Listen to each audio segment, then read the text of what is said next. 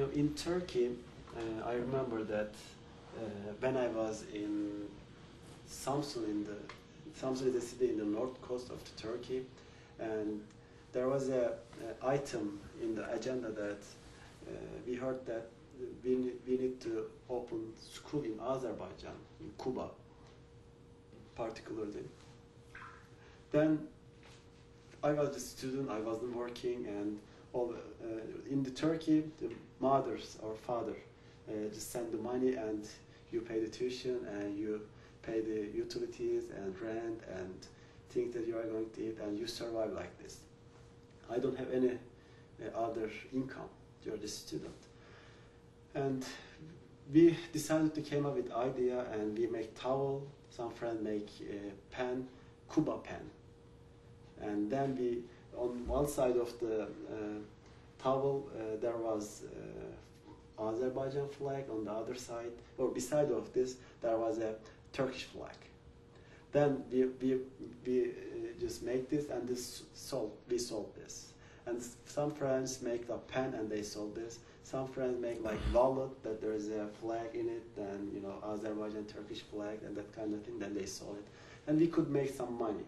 And I remember some ladies that some ladies doesn't work, and they're just housewife. They need something, and then they all bring them together and they rent one place and they exhibit it and they invite people to see and they explain what is its purpose. Then they sold it. Mm-hmm. And I remember some people like they have a business owner, they have just little cart selling and they are making money for a day. If they make money, they can take something to their house. But they come together and they donated whatever they can give. And also I remember some rich people donating like huge amount of money. From this perspective, from the ground to the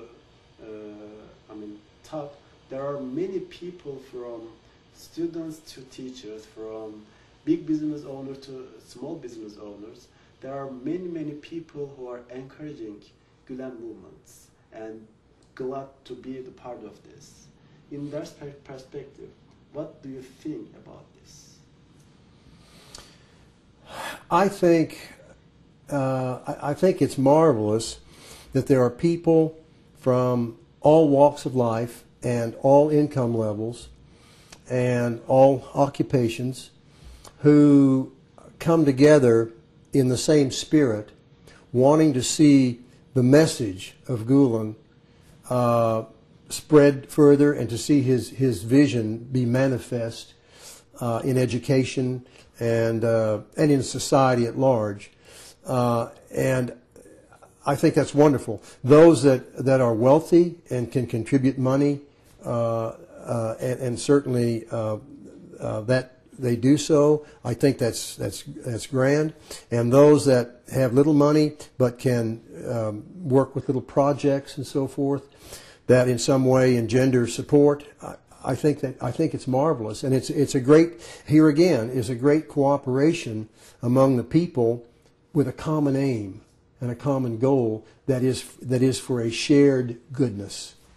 In that perspective, last month there was a scholar here and he mentioned to me that there's a difference between, we were talking about peace heroes like Mahatma Gandhi, Martin Luther King, and blah blah. And he said, when I look at the work that Mahatma Gandhi did, they did a very great job, or the others. But when they die, their movement is ended, because their movement depended on them. But here there's a movement like separate out of the world with a bunch of schools, like thousands of the schools in all over the world, like peace and friendship schools. And people in Turkey, youngs, voluntarily went to poorest country of the world and established school and voluntarily worked there. I remember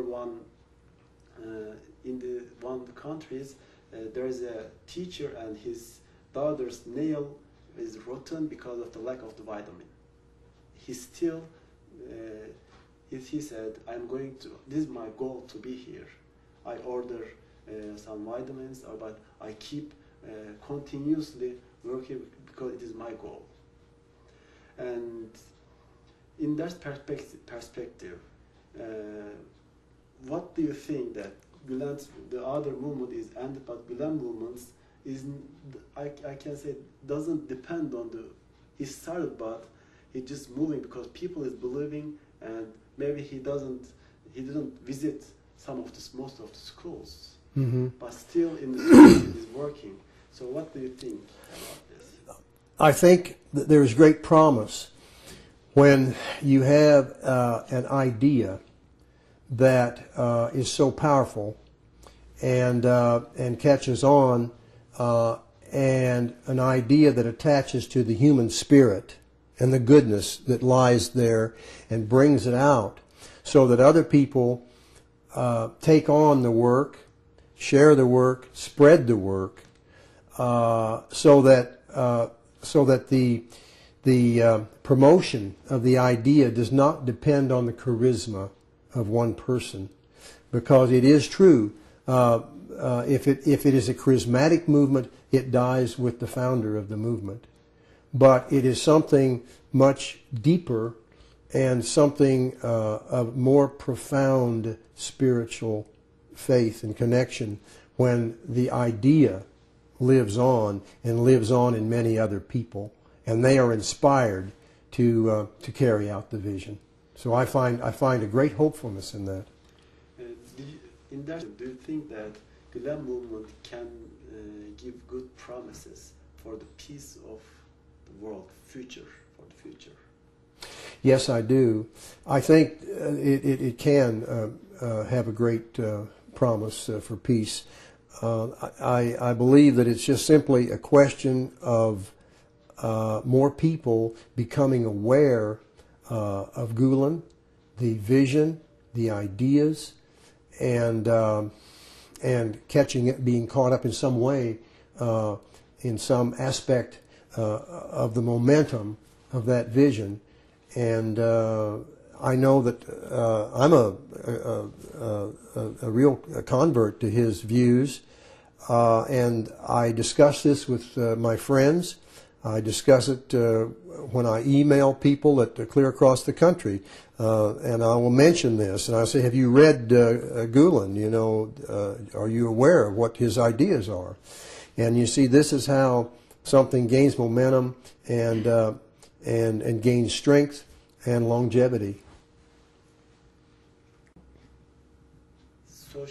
Sociology professors, thinkers, and a lot of people are thinking that, I also heard that they say Fethullah Gulen, because they are looking his work and his devotion, he devoted his life for this service to humanity, he devoted his life for peace movement, he devoted his life for the schools and for the people, for the youngs, and because of his devotion and work and his publications, they say Fethullah Gulen has to be rewarded by with Nobel Prize. What do you think about this? I think that probably, I can't speak for the man himself, of course, but I would almost suspect that Gulen would not care one way or the other about receiving a Nobel Peace Prize. However, if he were awarded the Nobel Peace Prize, this would bring more focus, more attention, more recognition in the world as to who the man is and what these ideas are, and it would bring a greater awareness. So I think it would be a very good thing.